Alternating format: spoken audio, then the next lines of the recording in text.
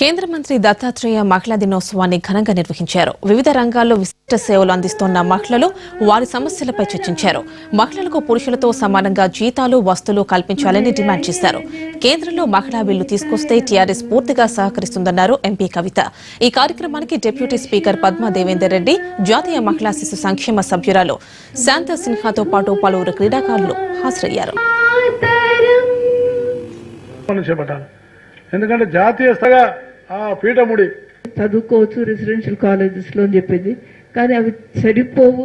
తెలంగాణ మహిళల యొక్క పాత్ర కేవలము ఇంటికి వంటకు అనే పరిమితం కాకుండా వాళ్ళను పురుషులు ఎంతమంది అయితే ఎన్ని రంగాల్లో ఉన్నారో అన్ని రంగాల్లో మహిళలకు సమానమైనటువంటి అవకాశాలు రావడం అనేది ఇది తప్పకుండా జరగాల్సిన పనిని నేను హృదయపూర్వకంగా భావిస్తా ఉన్నాను.